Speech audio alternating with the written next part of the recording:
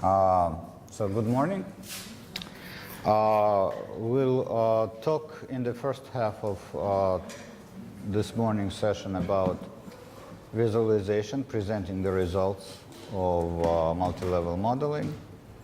And in the second part, before the lunch break, we'll talk about logistic regression in the context of multi-level modeling.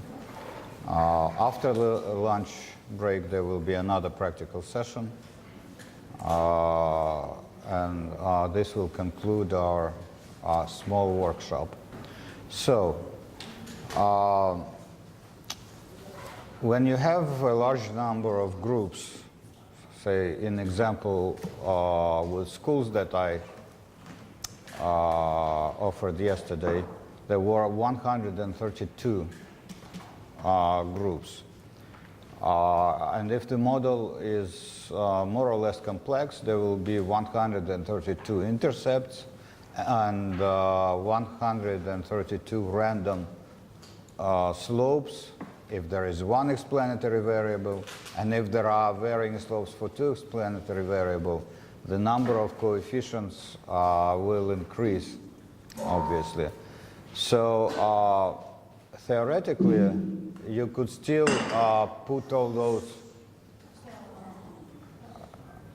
sorry about this. You could still put all those coefficients into a regression table, but this will practically make the regression table unreadable.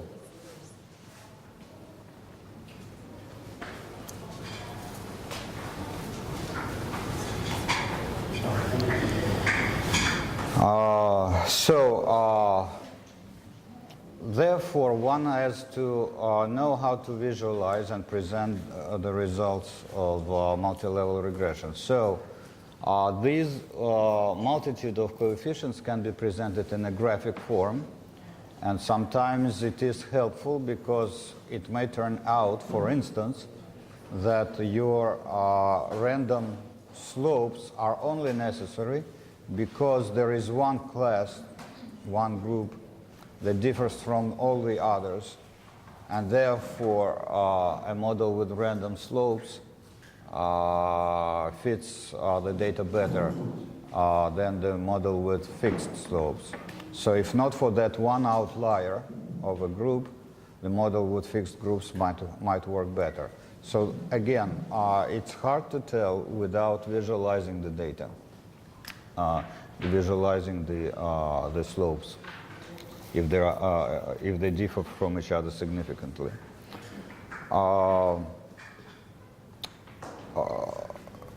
Another thing to remember when you're presenting regression tables with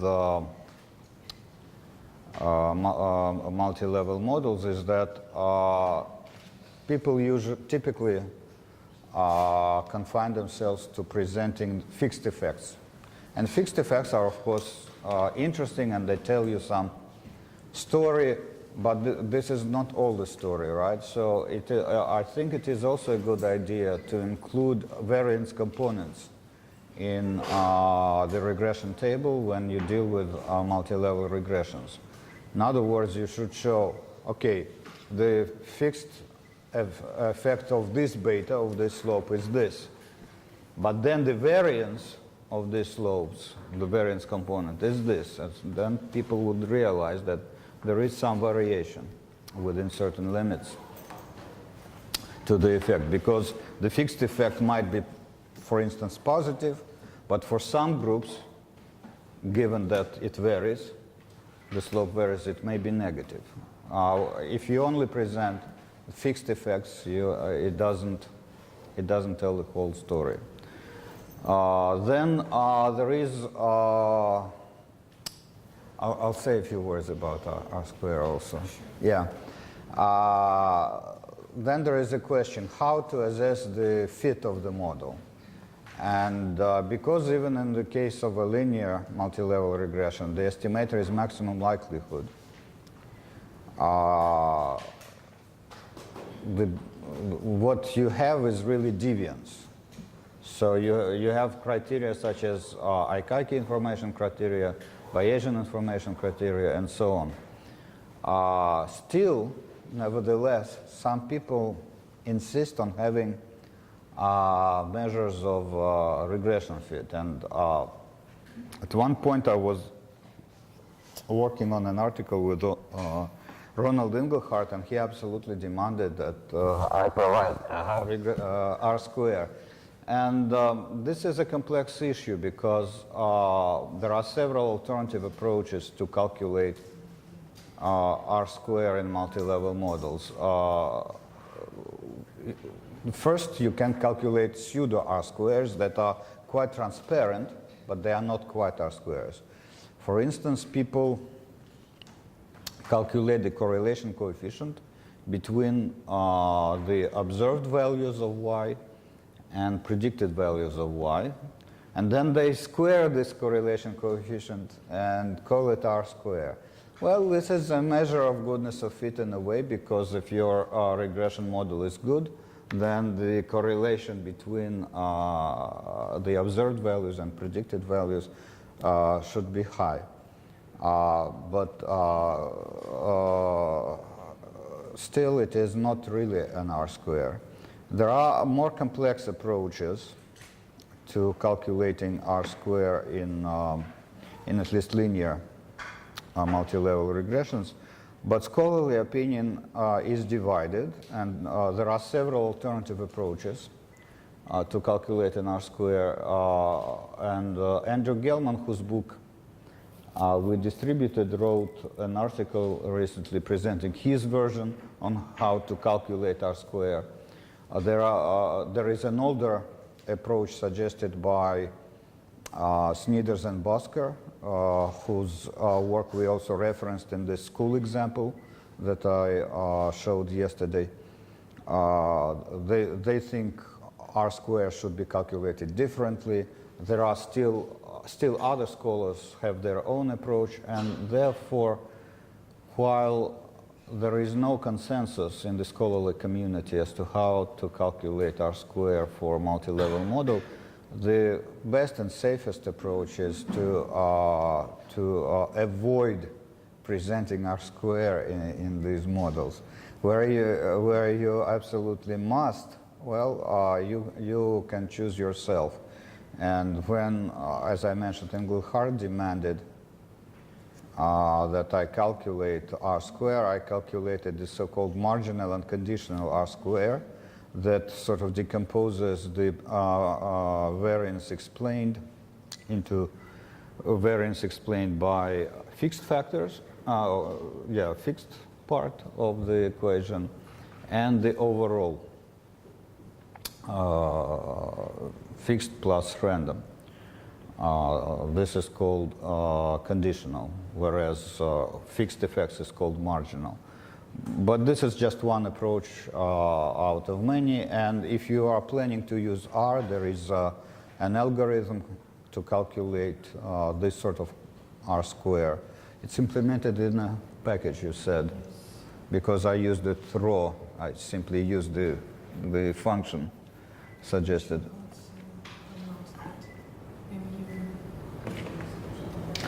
But then, if you can know MUMLN, yeah.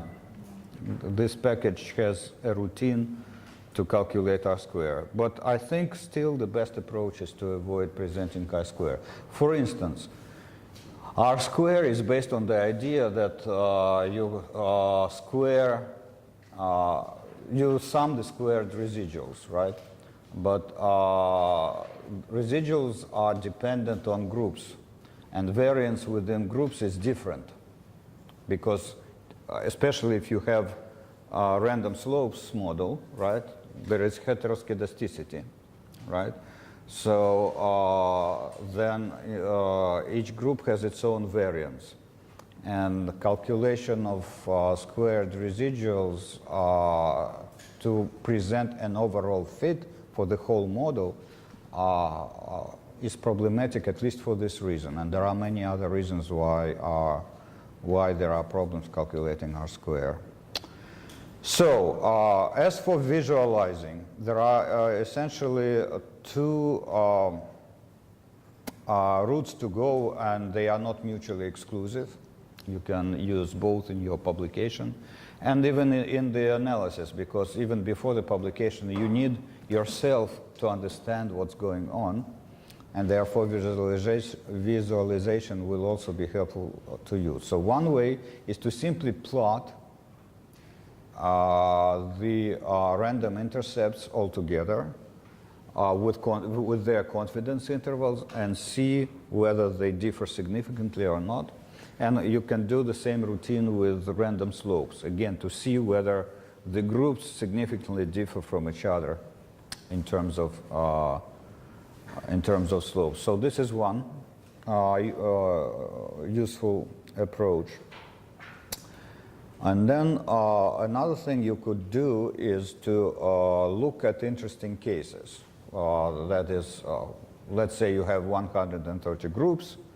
You can't look at each, and it doesn't make sense to graph them all 130 regressions and compare all those slopes. But maybe you want to look at the extreme cases, right, and see how, say, combined classes are different from uncombined classes, how classes with a strong average IQ differ from the classes with very low average IQ. And when you compare these contrasting cases, so plotting regression lines selectively for these contrasting cases, this will also give you an idea about what's going on. Finally, visualization is helpful when you present interaction effects, including cross-level interaction effects, because the interaction effect is essentially when the effect of x on y depends on the level of another variable, maybe x2 or z. So it is also helpful to be able to plot the interaction effects graphically. And R is very good in plotting, and this is one reason why people learn R. Some people learn it simply for graphics, continue working in Stata or whatever, but for graphics they turn to R. So I think I'll stop here, and I'll pass the floor on to Irina, who will, and here's your mic. Continue the topic of visualization. Mm-hmm.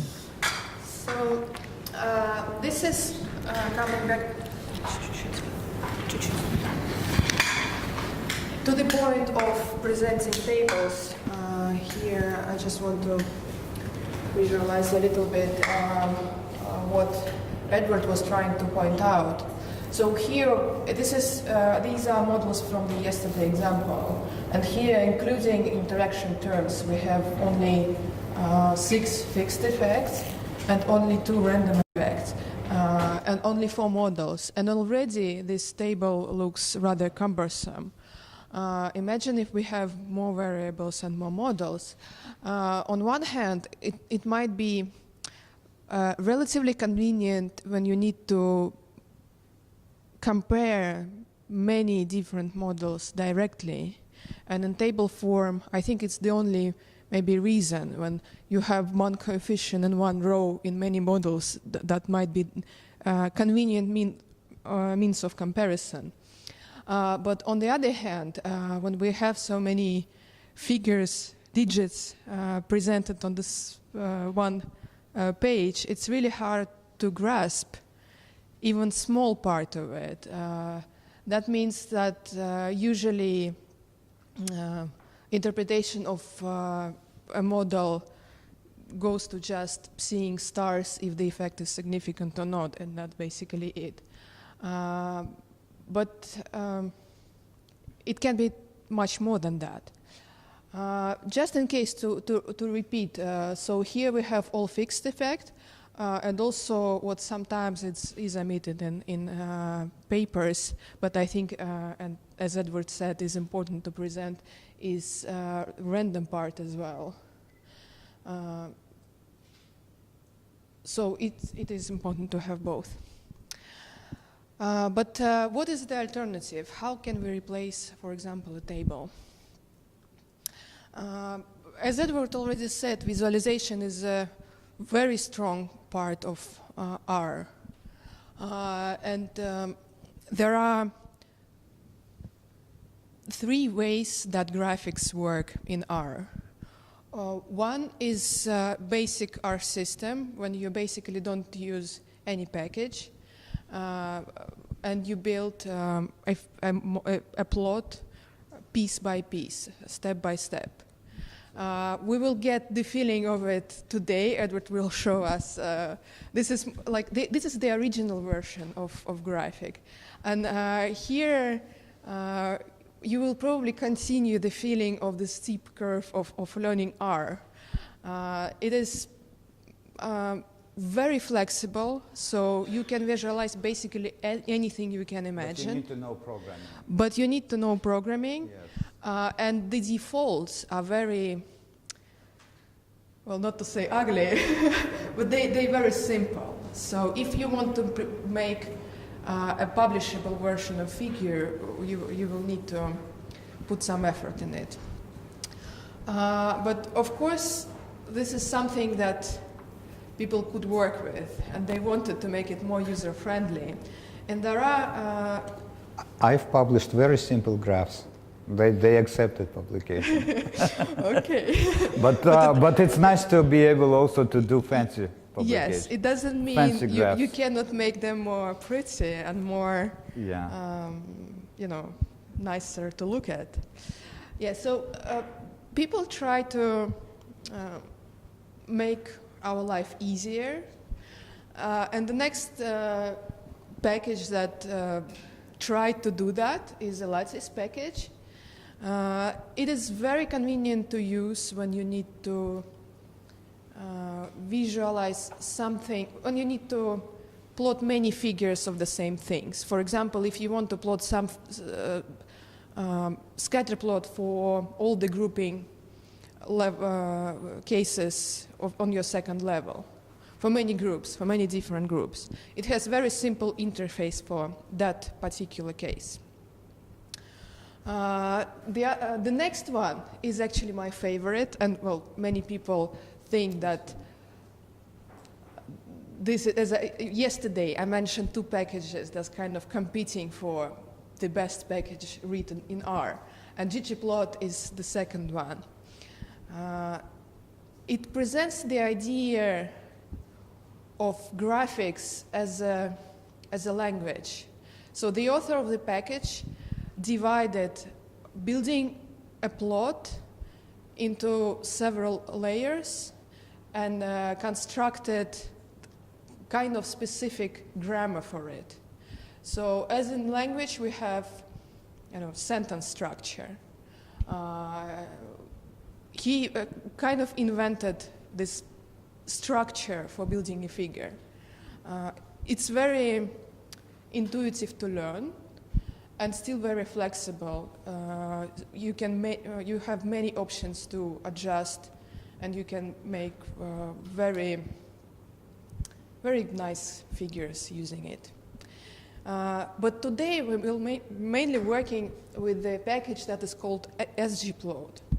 It took another step in terms of creating user-friendly intercept, and it helps just to, in particular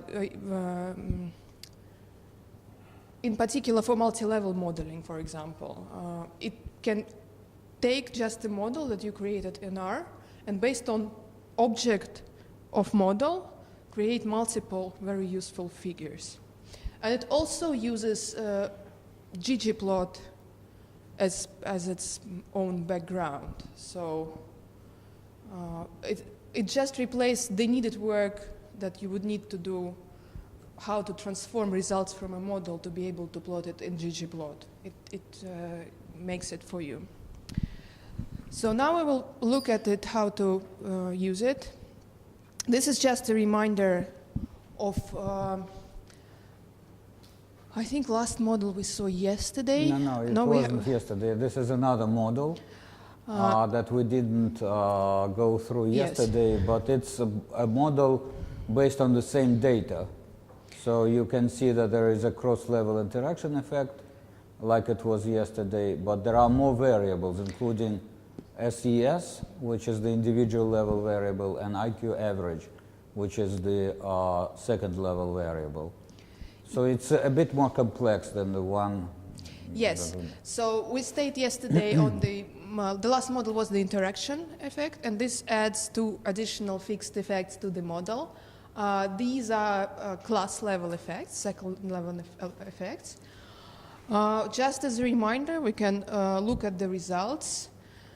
So we already see that we have, of course, a large effect for IQ, and in class combining 7 and 8 grades, this effect is even stronger. By itself, classes with combined 7 and 8 grades have less academic achievement. And these additional two group level variables, socioeconomic status of parents. It's actually individual. Is it? It's for individual student parents. Of parents, yes. Of parents. Did I say? Okay. Individual. Yes, okay. Yeah. This one is individual, and this one is class. Yes. Yes, so socioeconomic, yes, of course. Socioeconomic status of parents has a rather strong positive effect. And also the average IQ level in class has also some effect. Yes, so the first step is how exactly the idea, how can we replace the tables, and this kind of approach becomes more and more popular now in papers. Have you seen this type of graphs before in a paper? You haven't yet. Well, I've encountered them already several times. So, what does it show? It shows separate effects for all our predictors in the models, the fixed effects. With a point, it shows the estimates of our coefficient, and with the segment, it shows the variation effect. So the confidence interval. Yes. 95% confidence It's basically interval. 95%. No, No, these are unstandardized coefficients. Effects. Yes. Here in particular is 95% confidence interval, but it doesn't have to. So it can sometimes you can see them in two more solid line and more thin. And for example, more solid line represents 50% confidence interval, and thin line 95%. So it shows much more. And here we also keep, default version of the package also keeps the stars for significance of effects. For the SES, why we don't have confidence interval around? Because it's so small. Yes, it is here, but it's so so small. It's a more precise estimation. And also yesterday we didn't talk about it, but how can we, for example, in a paper, just comment about these numbers, what they mean? I mean, if both were in log, we could say it's a percentage, but here, sometimes we standardize, sometimes not. So how can I interpret the numbers? Oh, very easily. So you look at the largest effect, and if you were to answer a question, what is the strongest effect here? Understand? This is the strongest effect, and it's measured very precisely. We are quite certain that it is a very, very strong effect. So I can only say which one has the strongest and which one is the has. And what is their, the confidence interval? Not more than that. For example, 0.47. Does it mean like? Yes, this is a good question, and let me go to this. This is the interaction effect. So this is an interaction effect between IQ, which is the strongest positive effect, and COM, which is the negative effect, because when kids study with lower grade kids, it's harder to make academic achievement. So this is a negative effect. Although it's measured not precisely, but we are quite certain that it is different from zero, because the confidence interval does not reach zero here, right? So it is significant, right? But now, what about point 47? How to interpret this? And we had, of course, we need also other types of graphs, to make it easier. But when you have enough experience, it is easy to tell even from there. So this is essentially the situation of interaction. So when people in bad class are smart, the difference between smart and dumb kids in bad classes is greater. So the effect of IQ is greater in bad classes. Now, bad classes here are measured by COM. So those classes where lower grade kids were also present, right? So what does this mean? It means that the effect of IQ is stronger if the class is combined. If the class is not combined, then COM is 0, and the interaction effect disappears, right? But if it is COM in itself is negative, but if a person is smart, we should expect a greater achievement. I understand, but my question was like, normally, especially if you send an economics journal, reviewers expect you to tell about the partial elasticity or the elasticity. So they really want to hear exact. For example, if I have GDP in the second level, they really want to hear what is the percentage effect of GDP on our Y variable. So by looking at numbers in multi-level models, can I tell it? Or I can just say it is a positive effect? No. It's also possible to calculate what they call marginal effects. Yes. Yes. Yes. These are the marginal effects. Yeah. So this is exactly the gain, how much the language achievement will increase with the one incremental change in IQ, usual interpretation. What is the English for предельные эффекты? That's when you show the meaning of the coefficient when it takes a small value and when it takes a large value, and it may be also presented in a graphical term. No? I think it is. Предельный эффект is the marginal effect, right? Yes. Right. So. Because I don't know how marginal effects in Russian. I think it's exactly translation in Russian. Yeah. That's a marginal effects. It's possible also to do in multi-level models. But let's continue, because this is just a first What have slide. we answered? Notice, by the way, how simple the syntax is. So you use the Ggplot package, and there is SGP function. I like to do it everything manually, but yes, I have to admit this is nice. Yes. So the first argument is the model, the name of the model, like M0, M1, and so on. And the second argument is the type of graphic that you want to do. And FE, yes. What does it stand for? Fixed effects. Fixed effects, yeah. Yes. So and of course, you can customize it a lot. So with such a small amount of code, you can already get a lot. But if you need to make it a publishable version, you can add the titles of the axes, you can change the background of the plot, you can change the adjust the size of the font. Many adjustable things with additional arguments to the function. You just would need to look at help page or documentation of the package. And by the way, here you of course has this presentation already in the folder, and you also have the link to the website of the author of the package, who has presented much more examples on his website and how to do them. So Ggplot, we can do it, and it's also just one line of code. I think it's, yeah, today on this, at least presentation, we will mainly see one-line codes. We also just take the model object MF, and this the type stands for fixed effect slope. Basically, it shows scatter plot with the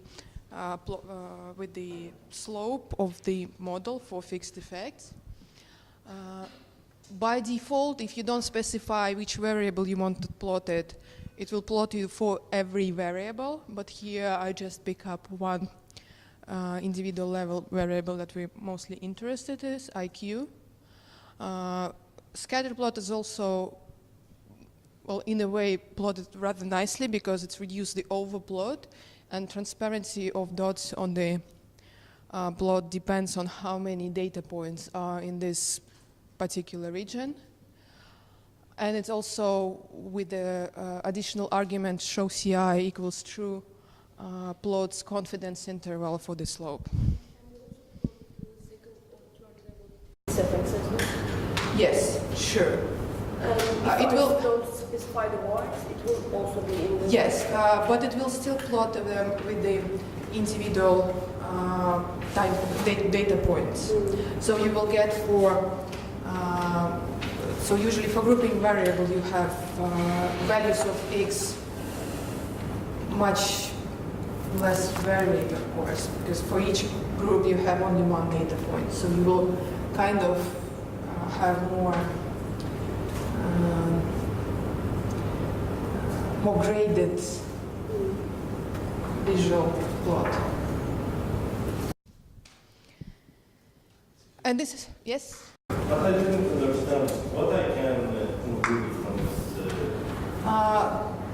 this. This is the effect of IQ on language achievement, plotted together with the data on base. So we can see also how the data is distributed in the model. This is IQ, and this is language achievement. And this line, the slope, is the model effect. This is just a partial effect. Yes. Of IQ on language achievement. Shown with from the slope. the model. Yes. And its confidence included. And it has a confidence So, interval. Yes. This is the plot that Eduard was also talking about. This is visualization of random effects. So it shows it relative to 0, which is, this is, the last part is for intercepts. Yeah, I will start with the code.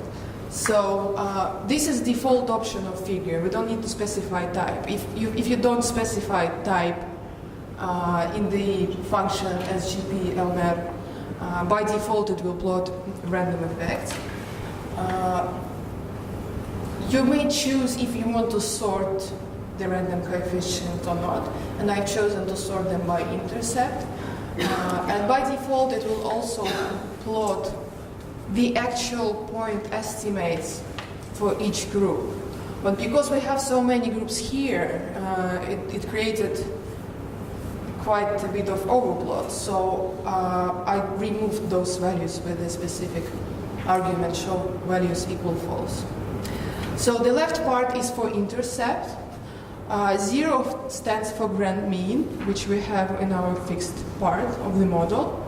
And the plot shows distribution of random intercept relative to that grand mean. And we can see that it's pretty nice normal distribution. That is, we can see which classes are significantly different from 0 and differ from each other. We can see that we don't have special extreme cases here, and the same as for IQ. We also kind of see here correlation between the two effects, intercept and... So these are slopes. Yes, Yeah. and random slopes for IQ. It seems like the slopes are almost equal.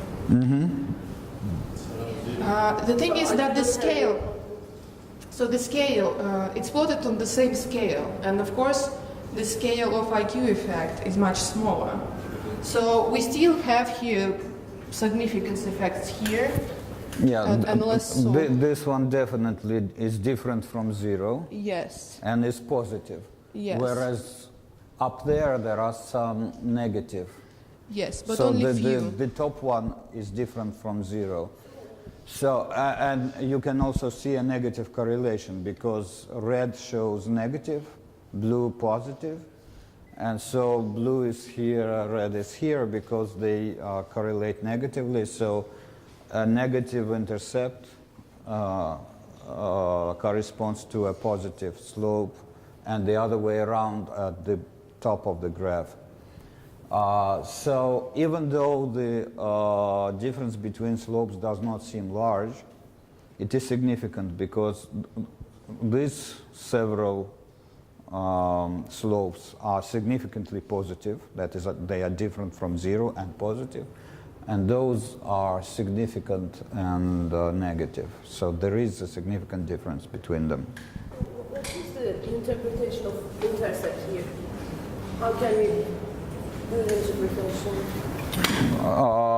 This is the interpretation, except maybe because we have centered the variable, so the y-axis really, the new y-axis really goes through here, through the center of the distribution.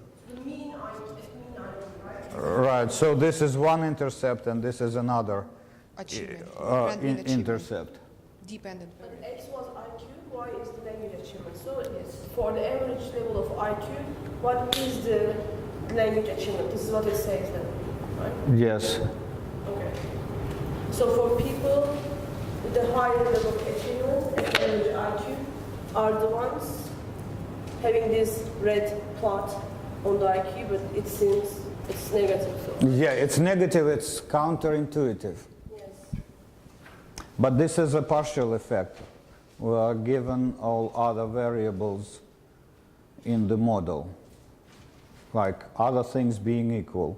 And there is the effect of SES, there is the effect of IQ average, there is the effect of... Other things being equal, at ceteris paribus condition, IQ has a negative effect on it? For some classes, not for... if you look here, in most cases it is blue, but in some cases... Yeah, except in in fact in many cases it is very close to 0 and insignificant. Yeah. So it's close to the mean. So IQ doesn't have so much importance, this is what Yami said. No, it equals to the fixed effect, to the mean, to the average effect of IQ in the model, which is in the fixed part, which is here very strong. So in the most classes, this is the effect of IQ. Okay. So you don't have to use it for that model. You don't have to analyze the IQ scores. We do. We saw that when we compare two models with only fixed effect for IQ and only random effect for IQ, we saw that the one with the random effect has better fit. And here we also have already the cross-level interaction effect that explained partially the variance of the IQ, the random IQ effect. That is why on this particular plot we still have. I think this is This is the main reason why the these are variance. etas. Yes. These are etas. Yes. They are not gammas plus etas.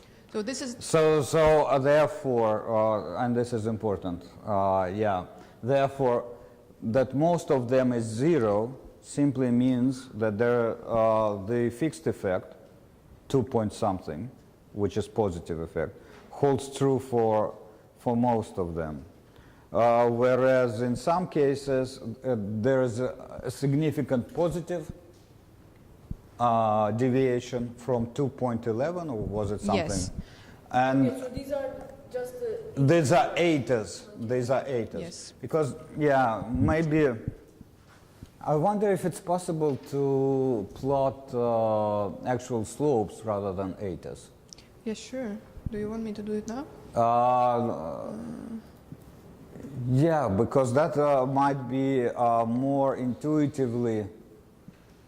I mean, this is still helpful because you can see the variation and whether the difference between classes is significant, and you could actually see that, yes, indeed, some classes have a significant positive deviation from the fixed effect. still the main part is coming from the fixed. Yes. But sometimes this eta can, the unexplained variance can be large. But in this case, the unexplained variance is small. So it was close to 0 in most cases. So it's just a matter of interpretation. But sometimes it is also helpful. I'm sorry. Yes. Can we do it if it? Yeah. Sometimes it is helpful to have the actual intercepts and slopes rather than etas for intercepts and etas for slopes plotted. I'm not sure it will not subtract the fixed effect. I thought we are just removing the effect of condition interaction. Well, then maybe let's leave it this way. Sorry to bother you.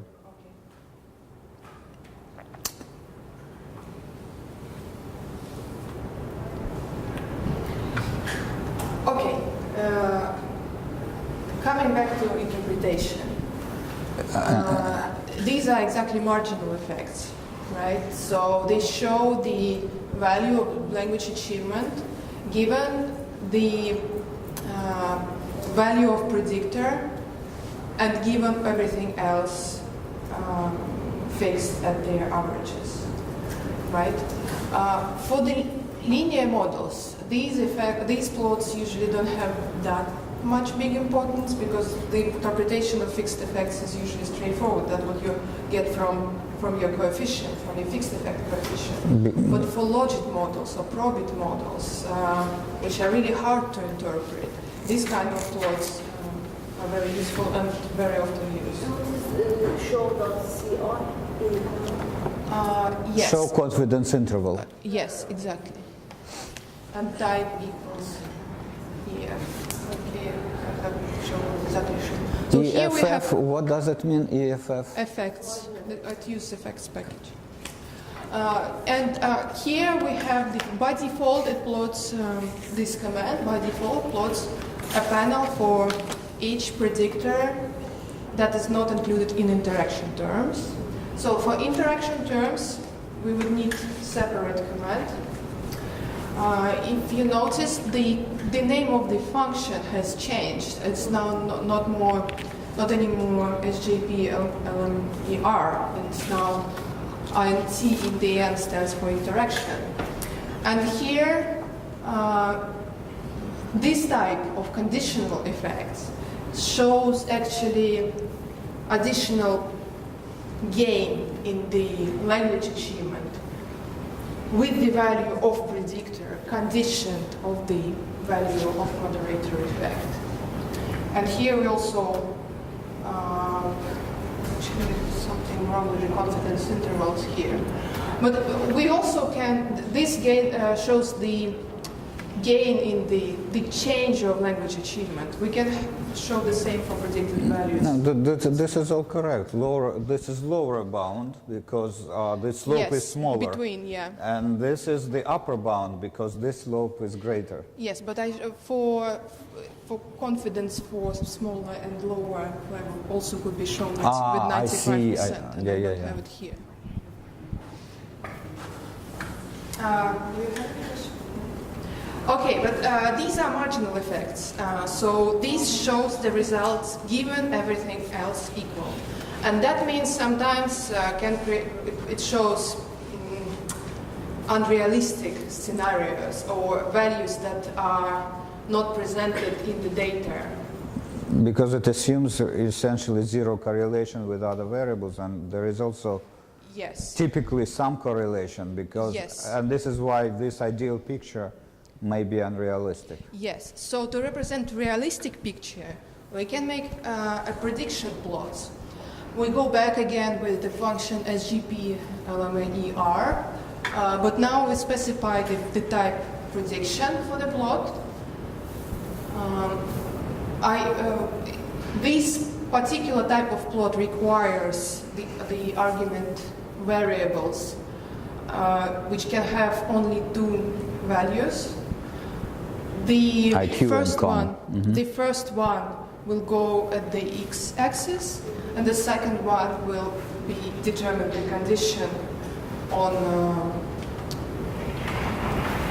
for the X. This is the second one. Right? And it doesn't even have to be the interaction model. So it will show you the distribution of the data with the modeled trajectories given two values of your predictors. This means that at high number of IQ, at high level of IQ, the impact of combined classes is higher than non-combined Yes, classes.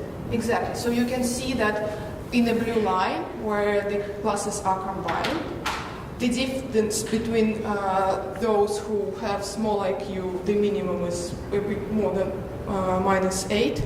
And for them, language achievement is less than 20.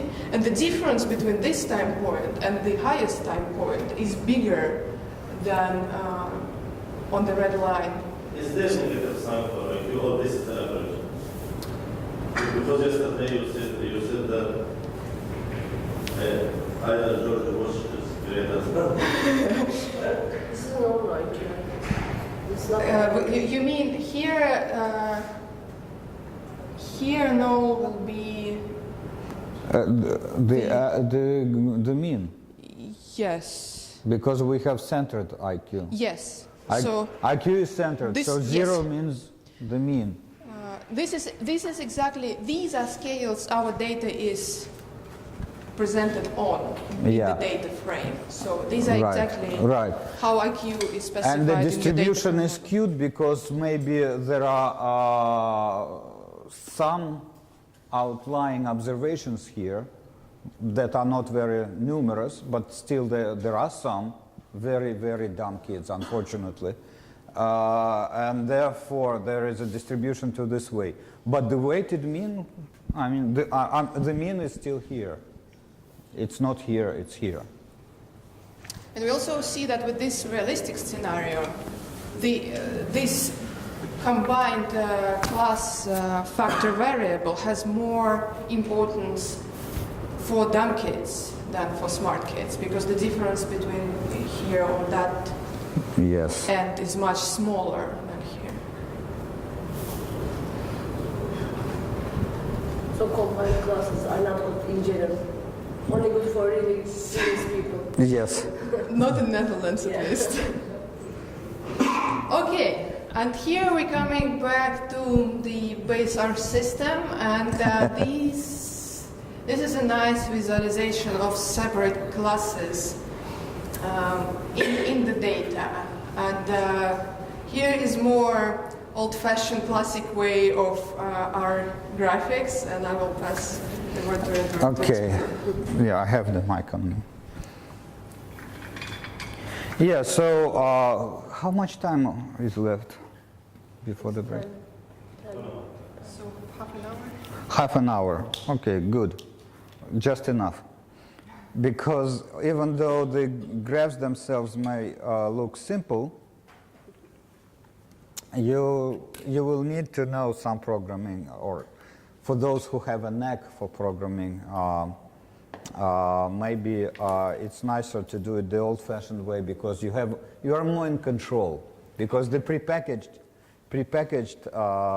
stuff can only do things that is determined by those people who have wrote the package. And here, when you start with very, very basic things, you decide yourself what you want to do. And even though this is a very basic graph, I could have also changed the background, colors, do confidence intervals. I don't, but I could have if I wanted. It's just a matter of choice. So the purpose of this exercise is as follows. I mentioned that sometimes it is interesting to concentrate on contrasting cases in order to understand what's going on in the multi-level models. So when thinking about contrasts in this example with schools, we can first distinguish between combined classes and uncombined classes, right? So there is obvious some difference. And then we can distinguish also on the group level between classes with high IQ average, medium IQ average, and small IQ average. So this will give us maybe 6 contrasting cases to look at and see how the multi-level regression works, how the relationship between IQ and language on the individual level and language achievement is working. So the first thing, is the data attached already? Yes. The data? Maybe it's okay. So the first thing I want to do is to simply find out these cases. I want to find out the class ID numbers for those cases that I would later plot. So the first thing I want to do is to take this file where the data is stored and choose some rows. So this, to remind you, an index in square brackets, and because comma is in the end, this means that I refer to rows.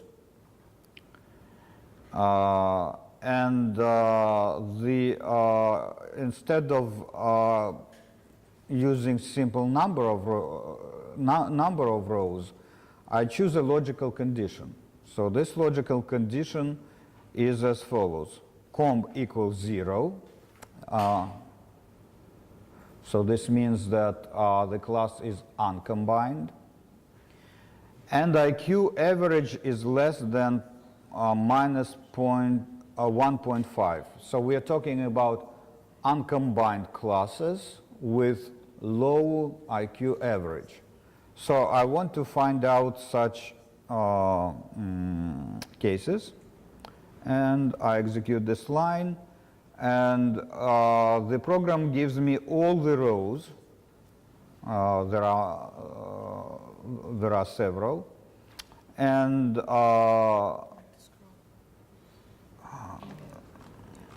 okay.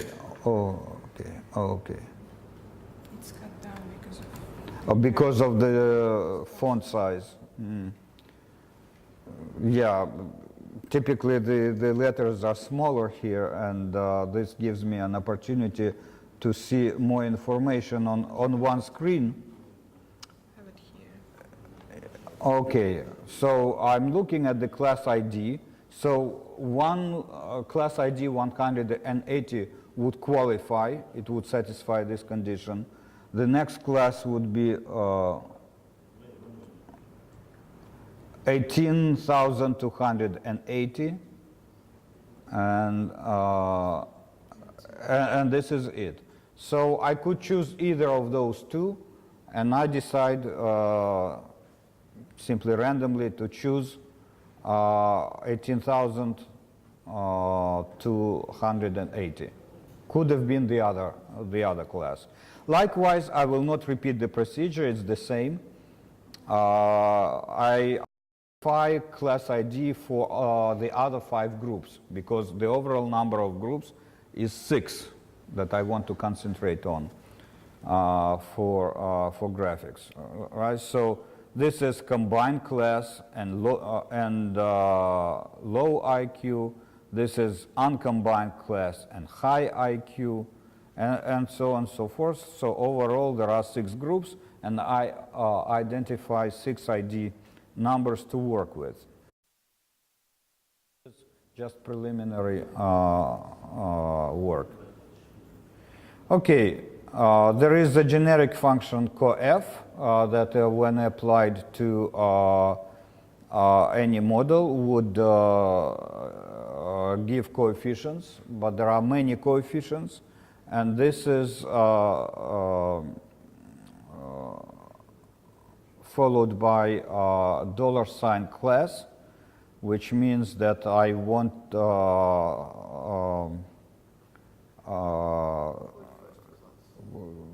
for this one, it means for the first class, indeed, because yes, for the first class. So let's look at the coefficients that we have in the model. Of course, there are many more of them, because for each class there is a set of its own unique coefficients, some of which are the same because they're fixed, like SES will be the same, but intercept and IQ will be different, right?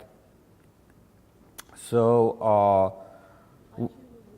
IQ is random because we have different slopes. So the effect of IQ will be different for each class. So these are the coefficients that we have. And the intercept is in the first column. So it's the very first, right? So there will be like 132 rows of these coefficients. And from this object, I want to extract only the first column. This is the intercept column. So instead of 1 comma as an index, I use comma 1. And this means I no longer refer to rows. I refer to columns. So this extracts the column of intercepts into an object that I call alpha. Alpha.mf. MF is the name of the model, right? And let's look at the alpha MF, and there are 133 actually, because there are 132 schools and 133 classes. So 133 groups. So this number gives you the ordered number of this. So this is 131. This is 132, and this is 133. So R gives you the number on the output on the screen. Okay, now we can also extract fixed effects separately. There's a command or function fixf that extracts fixed effects. And fixed effects are the grand intercept, SES, IQ average, grand slope, comb, and the interaction effect, right? So 1, 2, 3, 4, 5, 6, right? So the interaction effect is number 6, and we can call it separately using the index. Because this is a vector, not a matrix, we do not need rows and columns. We simply give the number 6, and it should give us the interaction effect. Indeed, it does. And we now can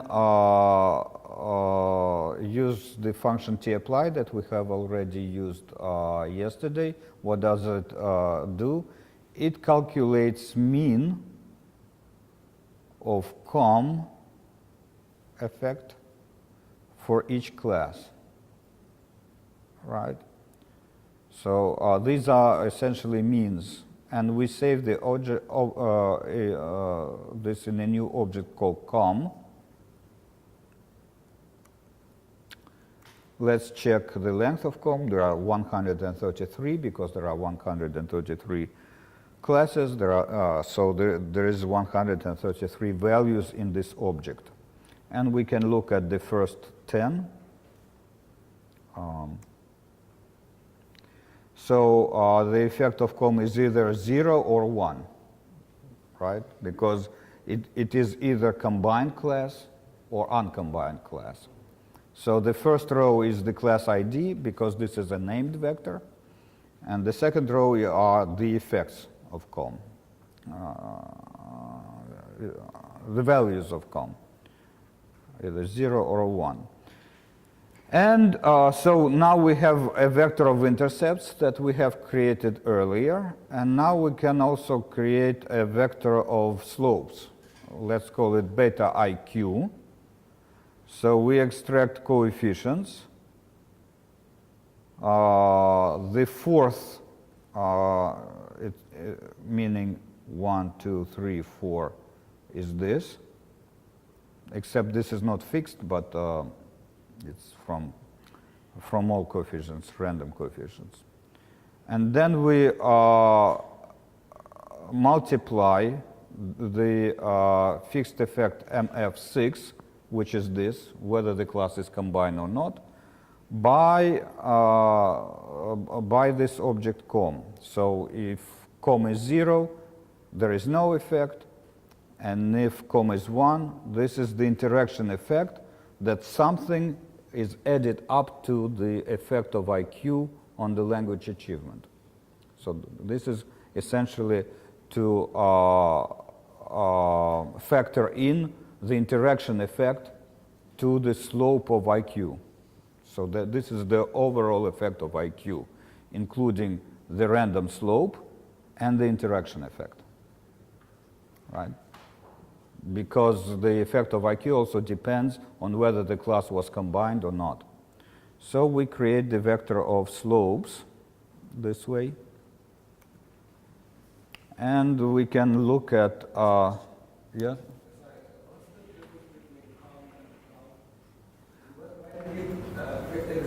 Isn't com already a binary variable, so why take the mean of the binary variable, assigning it to each class? Yeah, it's just...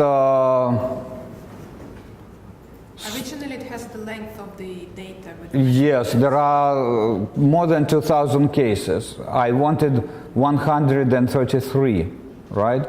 Rather than more than 2,000. Therefore, I chose to do this maybe a strange procedure to calculate the mean by class, so that I have, instead of more than 2,000 values, 133 values. But no, The mean of com. The mean of com. Yeah. For each class, if it is 0, it is 0. Yeah, it is 0. It's Yeah, if it is 1, it is 1. But as a result, instead of 2,000 values, I have 133 values. So this is the first beta. Oops. And let's look also at the first alpha, because we now have a vector of intercepts and a vector of betas. Note that the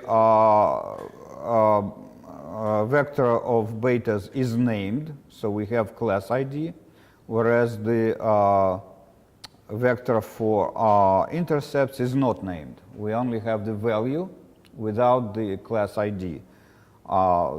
I can change it in many ways. One way would be to simply appropriate or to assign the names from beta to alpha, because the sequence is the same. So that could be one approach, but in the routine that will follow, I will use the names of betas for alpha, because I simply chose to do so. Could have been... there are many ways to do things in R. Like when you asked me about this strange procedure of averaging com by class, I could have chosen another approach, but this is something that works, and I chose it. So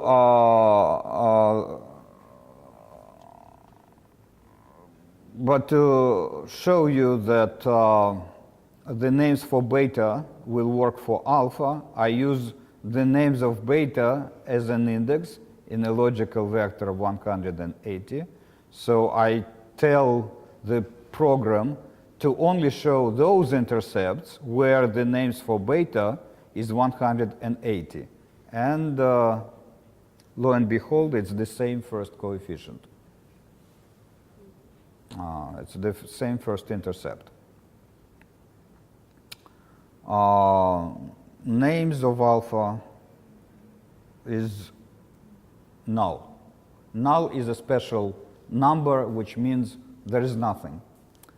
But I could have assigned it if I wanted. I didn't. So I create new objects simply listing the names of the classes. We can look at, it's simply a list of names. Right? These 6 classes that I will plot. And now I start plotting. So the first command tells the program that I want to have 2 rows and 3 columns of charts on the same page. So, because rows always come before columns, 2 rows and 3 columns. And then this routine is called a loop in English. You probably, some people have used loops in Stata. So it's when you want to do repeatedly the same procedure. So the loop starts with the word for, j, which is a random value, in display 6. Display 6 is an object that contains 6 names of classes, right? So for each of the 6 classes, repeat the procedure that is given in the curly brackets. Now let's examine the procedure. Plot is the generic name for plot function in R. The first argument is the x coordinates. The second argument is the y coordinates. So notice that I want IQ to be on the x-axis and language achievement I want to be on the y-axis. But I don't want to plot all values of IQ, all 2000, but I only want to plot IQ for class J. That is the first on this list of 6 classes. And the same goes also for language achievement. Of course, they have to correspond because the length of the vector for IQ has to be the same as the length of the vector for language, right? XLab is the label for the x-axis, YLab is the name for the y-axis, can be anything. XLim means the limits for x-axis, and by default, the program chooses the range itself, concentrating on where the observations are. I want to change the default and use the whole range of IQ so that the 6 charts will be more comparable to each other. So the observations on some graphs will be skewed to the left if the class is dumb on average, and skewed to the right if the class is smart on average, right? And I do the same for y limit.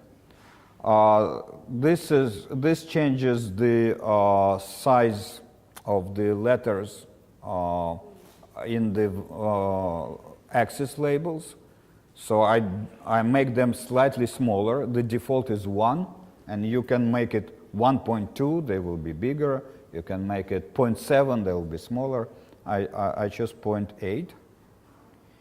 PCH means point character, and there is a library of points that you can choose on your plots.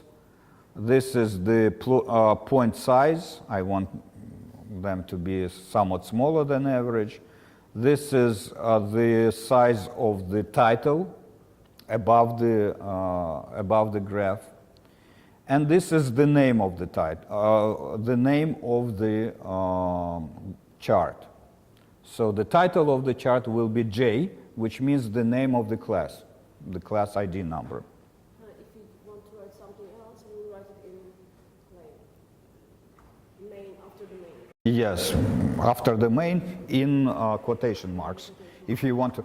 But of course, if you do it here, then all 6 graphs will have the same title, and I want to be able to distinguish between them. Therefore, instead of the same, I use J.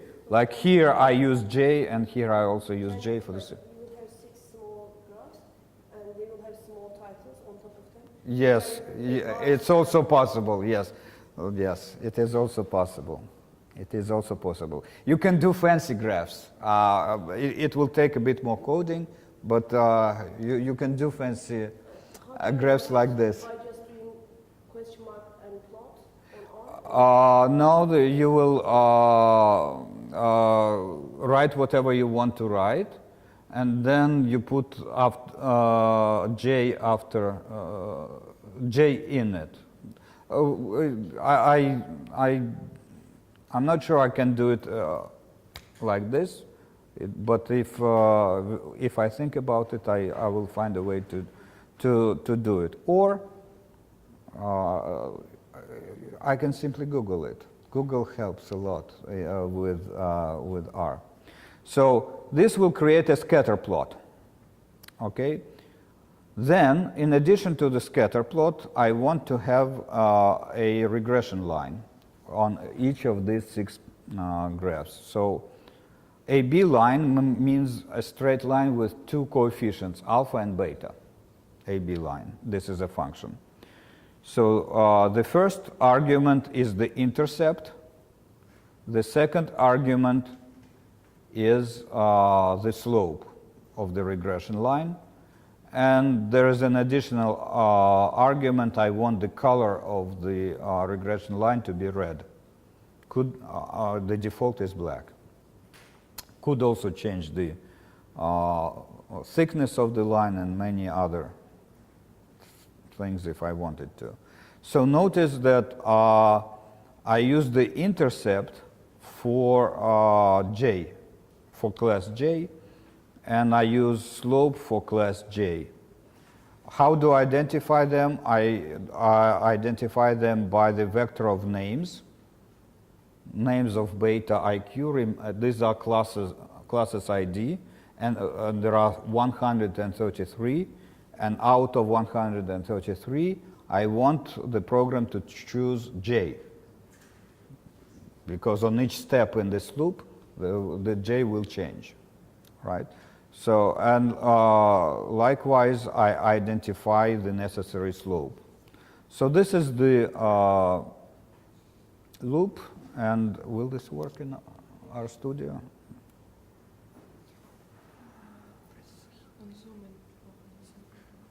Okay. So this is what I have as a result of this procedure.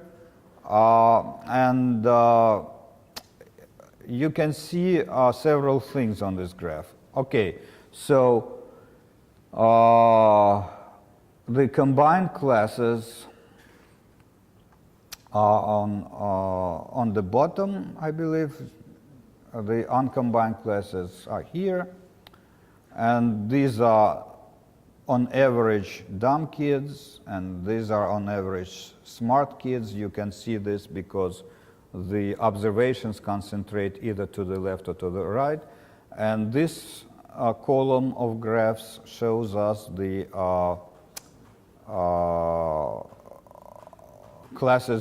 two classes with average IQs. Now, let's see how the slopes of the regression line differ. You can see that in the bottom row of graphs, the slopes are a bit steeper, right? So this means these classes are combined, because the interaction effect is, you remember, is positive, and it adds to the effect of IQ in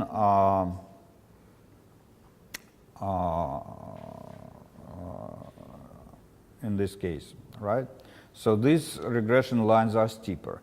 Now, one thing I would like to draw your attention to is that if you did a simple OLS regression separately for this group of kids, the regression line would go lower, right? It would go here. This is obvious, right? So why does this regression line is higher than would be suggested by the OLS regression? This is because the number of observations in this group is relatively small, and this is really an outlier class in terms of IQ average. And the program says, could this be possible? Maybe this is a result of a lower number of cases in this group, and then the program adjusts the intercept. This is what the multi-level regression does. I mentioned it yesterday. When the number of cases within a group is small, it adjusts the regression intercept to the mean. So it moves it a little bit higher. Whereas if you look here, it's the situation, it's not seen as clearly, but the situation is perhaps opposite. It's probably moved a little lower, but the number of cases is greater there, so this adjustment cannot be seen as clearly. So this is something that you should keep in mind about the multi-level approach. When you have small samples within groups, the program will adjust it, and the result will be sometimes quite different from an OLS regression if you did this separately for each group.